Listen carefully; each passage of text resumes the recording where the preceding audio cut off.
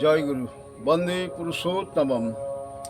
গুরু ব্রহ্মা গুরু বিষ্ণু গুরুদেব মহেশ্বর, গুরুরেব পরম ব্রহ্ম তস্মৈ শ্রী গুরবে নমঃ।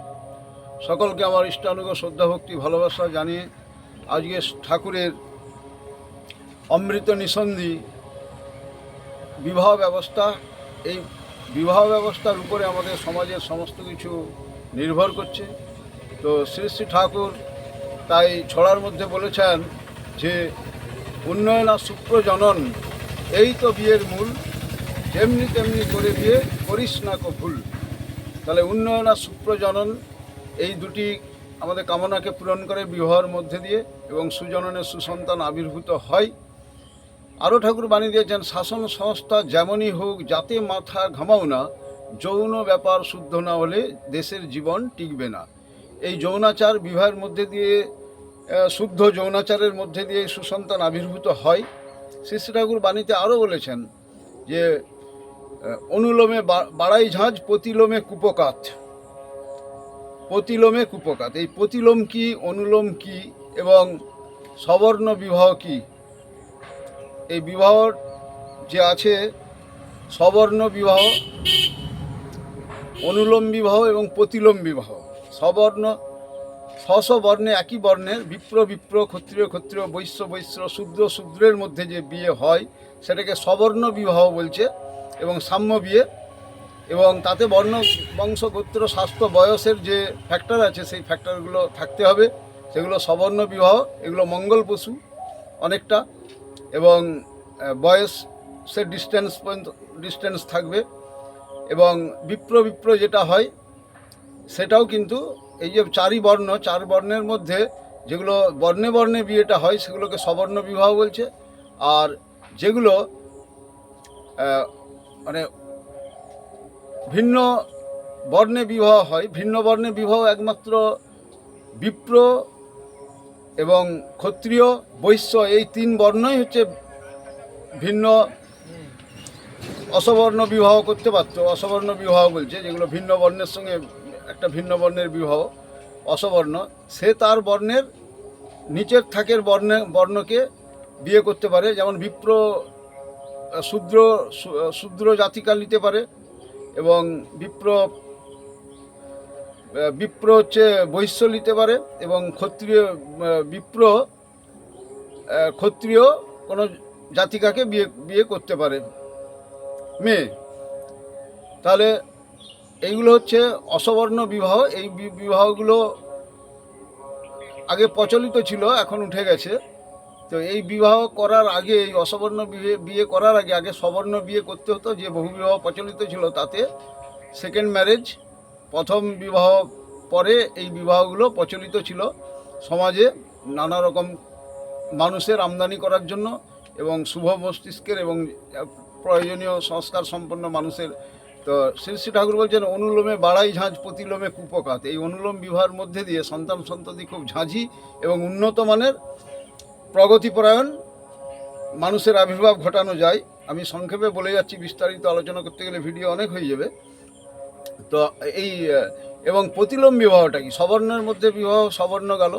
প্রতিলোম বিবাহ হচ্ছে উচ্চ বর্ণের পুরুষ, নিম্ন বর্ণের নারী। যেমন বিপ্র জাতক কোনো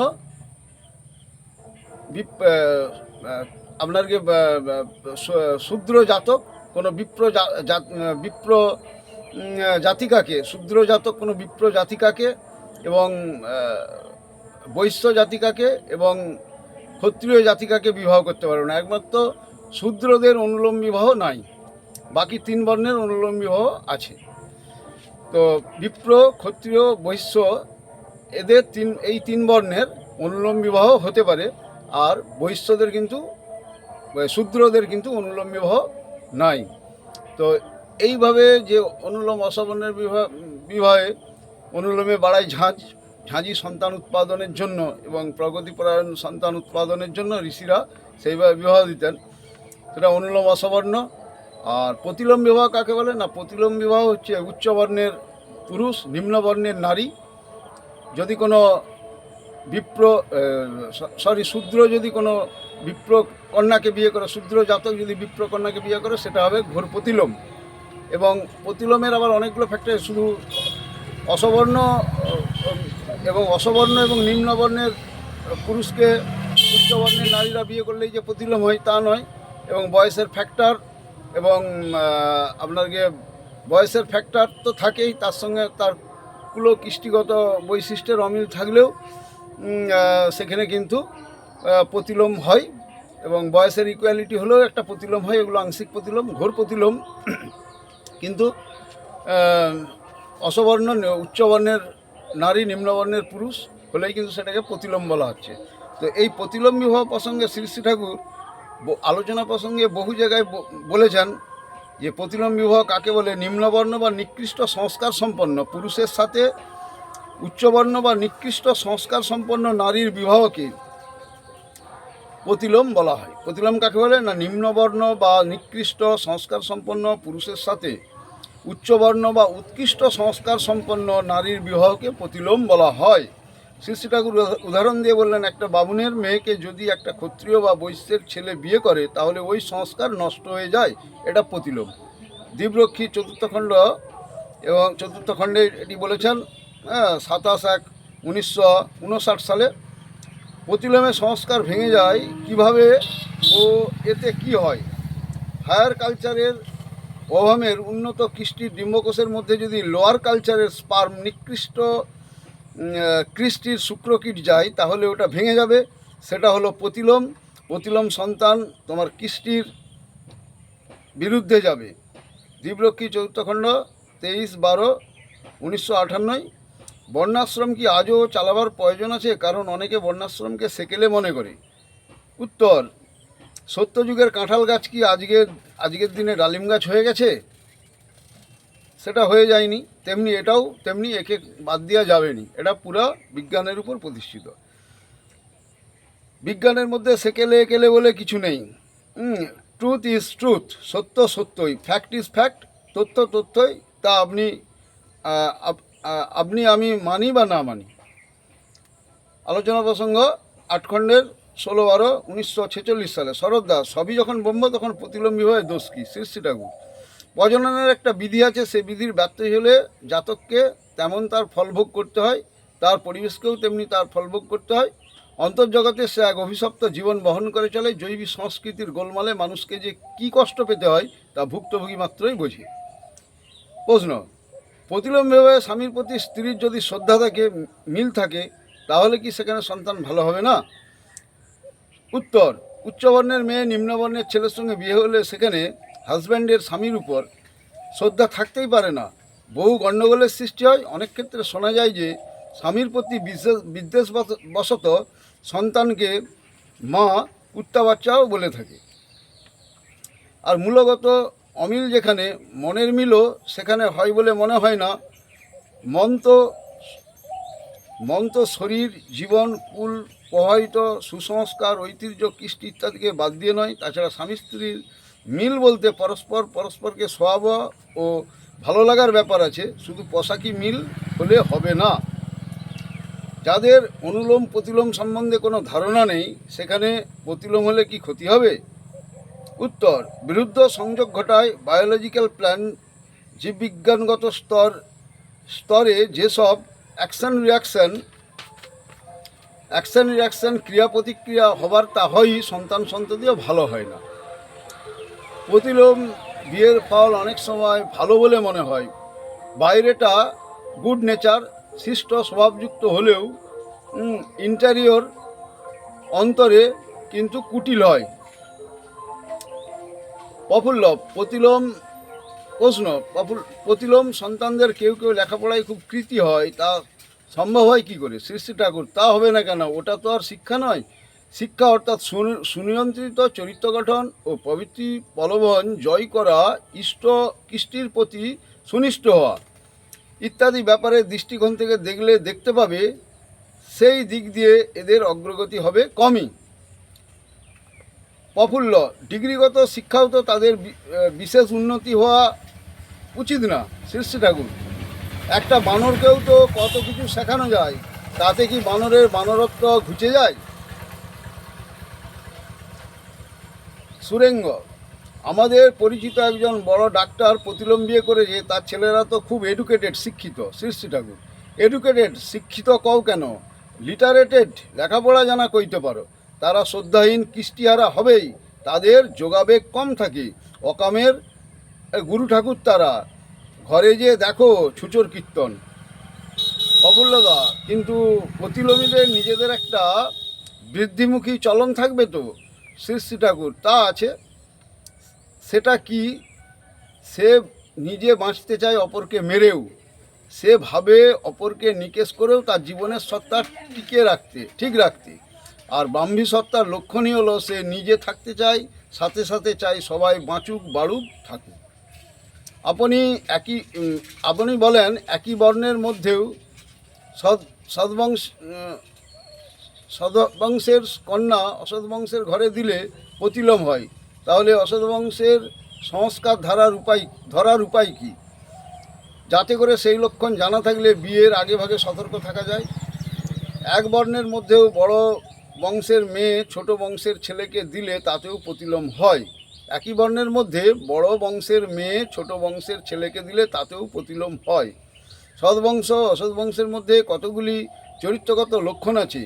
নিচু বংশের হয়েও একজন সৎবংশ হতে পারে, আবার উঁচু বংশের হয়েও একজন অসৎ বংশ হতে পারে।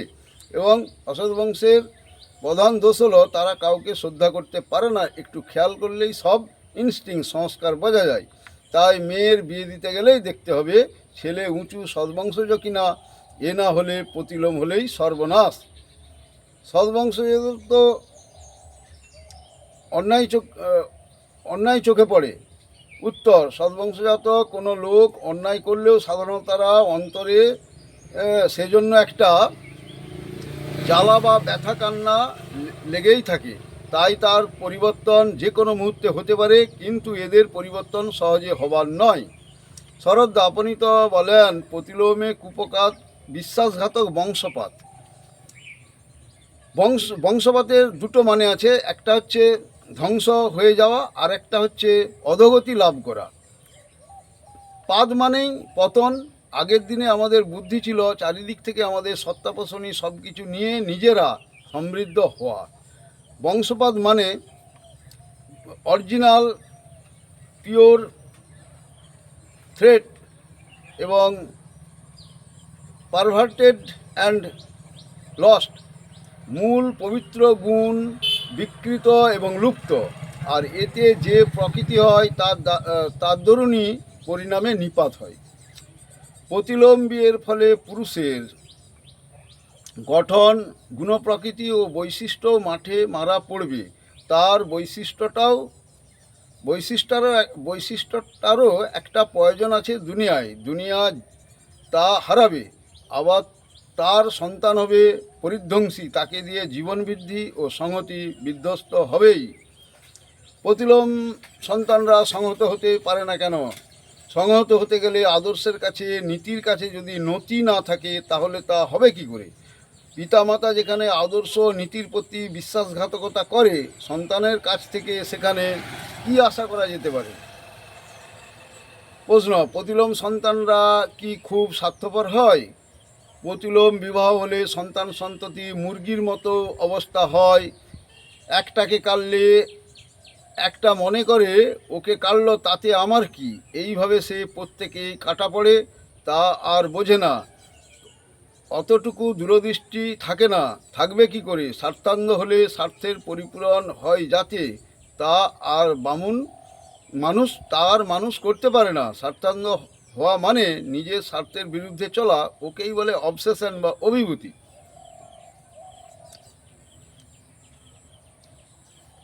এই হচ্ছে প্রতিলোম বিবাহ। প্রতিলোম বিবাহের ফল খারাপ, বহু ব্যাখ্যা ঠাকুর দিয়েছেন।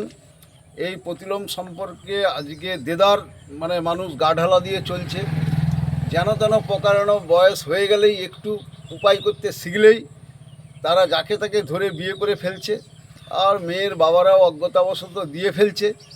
এবং এই ভালোবাসা করে যে বিয়ে করে ফেলছে, এইভাবে ঘোর প্রতিলোমগুলো পরে তাদের দাম্পত্য জীবন টিকছে নি, বা কোনো রকম তারা বহন করে চলছে বটে, কিন্তু সেটা সার্থক বা সুন্দরভাবে নেই, শান্তিময়ভাবে তারা চলেনি। এই দিক থেকে ঠাকুর ঢালোয়া বাণী দিয়েছেন, এইভাবে যাতে মানুষকে এই প্রতিলোমকে খড়গাঘাতে আমাদের প্রতিরোধ করতে হবে, বন্ধ করতে হবে, তবে সমাজের কিছু করা হবে।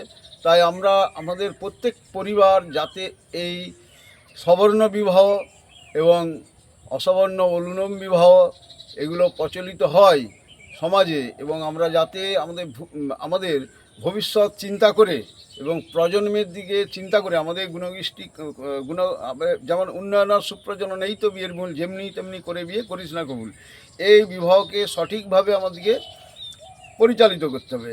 তাহলে আমাদের জেনারেশনদের মধ্যে কিন্তু ভালো ভালো গুণ সেগুলো কিন্তু ক্যারি করবে এবং আদর্শগতভাবে তাদের মস্তিষ্ক তৈরি হবে এবং তাদের ভালো শুভ সংস্কার নিয়ে তবে কিন্তু তারা জন্মগ্রহণ করবে, নাহলে কিন্তু নিকৃষ্ট থেকে নিকৃষ্টতম হয়েই যাবে। অনেক প্রতিলম্বী হয়ে দেখেছি তাদের জেনারেশন নেই, তারা শেষ হয়ে গেছে, আশেপাশের বহু উদাহরণ চোখের সামনে দেখতে পাচ্ছি। তাই এই বিষয়ে খুবই অ্যালার্ট হওয়া দরকার। তবে আমি ঠাকুর বিবাহের আগেই অনেক আগেই শ্রী শ্রী ঠাকুরের সান্নিধ্য লাভ করে এবং ঠাকুর প্রবর্তিত বিবাহ বিধানকে ফলো করে বিয়ে থা করার জন্য অনেক বিপত্তি দুর্যোগ দিকে অনেকটা বেঁচে গেছি। এবং এই ঠাকুরের সান্নিধ্যে না এলে আমরা কিন্তু এগুলো বোধ করতে পারতাম না। কোনো ঋষি মহাপুরুষ এগুলোকে বেশি মাথা ঘামিয়ে যায়নি, আসল কারণের জায়গায় হাত দিয়ে যায়নি। সাময়িক মানুষের আধ্যাত্মিক উন্নয়ন বা আত্মিক উন্নয়নের অনেক কথাই বলে গেছেন, কিন্তু বর্তমানে বিংশ শতাব্দীর শ্রী শ্রী ঠাকুরের যে আবির্ভাব, তিনি কিন্তু এই সুপ্রজনন প্রসঙ্গে ঢালোয়া কিন্তু দিয়ে গেছেন বিভিন্নভাবে, আলোচনার মধ্যে, ছড়ার মধ্যে, বিভিন্ন বাণীগ্রন্থের মধ্যে অসংখ্যভাবে দিয়েছেন। এইদিকে মানুষকে অ্যালার্ট হতে হবে, বিবাহ মানে ছেলে খেলার জিনিস নয়, এবং এতে আধ্যাত্মিক উন্নয়ন, বৈষয়িক উন্নয়ন এবং শান্তি শৃঙ্খলা সবই বিঘ্নিত হবে। তাই দেখে শুনে বিয়ে থা করা উচিত, দেখে শুনে বিয়ে থা করতে হবে এবং ঠিক ঋষি প্রবর্তিত বিধিবিধানের মধ্যেই বিয়ে থা করতে হবে। নাহলে আমরা যতই বড় দামি কার্ড ছাপিয়ে তাতে লিখে দিই না কেন প্রজাপতি ঋষির আশীর্বাদ, উলু শঙ্খধ্বনি, এইসব কিন্তু মাঠে মারা যাবে। ঢাকঢোল পিটিয়ে বিরাট বাজনা বাদ্যি করে বিয়ে থা হচ্ছে, তারপরে আর সেই বিবাহ টিকছে নি এবং তিক্ততার মধ্যে দিয়ে তাদের ডিভোর্স হয়ে যাচ্ছে। এইগুলো খুবই খারাপ হচ্ছে এবং তাদের আবার সন্তান সন্ততি রেখেও তাদের আবার বিয়ে করে ফেলছে। তো এই প্রসঙ্গেও ঠাকুরের বহু বলা আছে। ওইসব তপ্ত নারী যারা, সেই সবের তারা যে সন্তানের সুজননের সন্তান প্রসব করতে পারবেনি এবং তাদের যে ভঙ্গুর মল নিয়ে তারা কিন্তু এক চিন্তাপরায়ণতার বা সেই নিয়ে তারা সন্তান সন্ততি শুভ সন্তান সন্ততি আবির্ভাব ঘটাতে পারবেনি। এই জন্যে তাদের এরকমভাবে যথেচ্ছভাবে চলছে, সরকারি আইন নেই, যে যার মতো করে চালিয়ে যাচ্ছে। এতে কুজননের কুসন্তানে ভরে যাচ্ছে। আজকে যে সব ক্রাইমগুলো হচ্ছে, আজকে যে সব অরাজকতা ঘটছে, সব কিছুর মূলে কিন্তু এটা লুকিয়ে আছে। এইগুলোকে কঠোর হস্তে, বজ্র হস্তে যদি এগুলোকে আমরা নিয়ন্ত্রণ না করতে পারি, এগুলোকে যদি প্রতিরোধ না করতে পারি, সমূহ বিপদের সম্ভাবনা। তাই এই ছোট ভিডিওর মধ্যে সামান্য একটু ইঙ্গিত দিচ্ছি, যাতে মানুষ এগুলো জানতে পেরে একটু চিন্তা ভাবনা করে যে বিয়ে করার আগে এগুলোকে ভাবতে হবে এবং ঠাকুর ধরা লাগে বিয়ে করার আগে। বহু লোক মেয়ের খুঁজছে, ছেলে খুঁজছে, অনেকেই আমাকে বলে, এবং তার আগে আমি বলি ঠাকুরের নাম গ্রহণ করে তারপরে সুবিবাহ করুন। সুবিবাহের মধ্যে দিয়েই কিন্তু সুসন্তান বা আপনার জেনারেশন। তাও অনেক লোক বলছে আমার ওসব আজকালের হবে নি, একটা মেয়ে পেলেই হলো কাজের জন্য। সে কাজ করবে, আপনাকে যে সেবা দিবে, কী দিয়ে সেবা দিবে? তার মানসিকতা, মন মানসিকতা যদি সেইভাবে না হয়, শ্রদ্ধার জায়গা যদি না তৈরি করেন, সেখানে কেউই সেই সুখ, যে সুখের জন্যে বিবাহ বন্ধনে সব আবদ্ধ হচ্ছে, সেই সুখ না মিলার জন্য একটা তিক্ততা তৈরি হয়ে তারা একটার পর একটা বউ বদলাচ্ছে, কেউ স্বামী বদলাচ্ছে, কোনো মেয়ে, এরকম করে একটা ডামাডোলের মধ্যে অপকৃষ্ট জননের ভয়াবহতা মাছের ডিমপনার মতো ঠাকুর বলছে এইভাবে সব ছেয়ে যাচ্ছে। এই সব সমাজে এই জঞ্জালগুলো এমনভাবে তৈরি হচ্ছে যেখানে রাষ্ট্রে বিরাট বড় আঘাত হানছে। সেই রাষ্ট্রের বলছে সুজননের রাষ্ট্র পূজার অর্ঘ জানি সুজননের সুসন্তান। এইটাই আপদবাসী ত্রাণ পাবে, এই সুজননের সুসন্তান যদি আবির্ভূত হয়। তাই এই ভিডিও দীর্ঘ না করে সকলের সুদীর্ঘ জীবন এবং মঙ্গল কামনা করে এই ঠাকুরের বিবাহ বিধান বুঝতে চেষ্টা করুন এবং বিবাহ বিধানকে ফলো করুন। প্রত্যেক পরিবারে আবার স্বর্গ নেমে আসুক, প্রত্যেক পরিবার শান্তি শৃঙ্খলা এবং সুজনের সুসন্তান আবির্ভূত হয়ে সমাজ, রাষ্ট্র, পাড়া প্রতিবেশী সকলের যেন কল্যাণ করে চলে। এইভাবে আমরা সমাজকে দূষণমুক্ত করতে পারি আমরা যদি নিজেরা গ্রহণ করে এবং অপরকে গ্রহণের জন্যে যদি আমরা সচেষ্ট হই যাজনের মধ্যে দিয়ে, তবেই হওয়া সম্ভব। জয় গুরু, বন্দে পুরুষোত্তমম।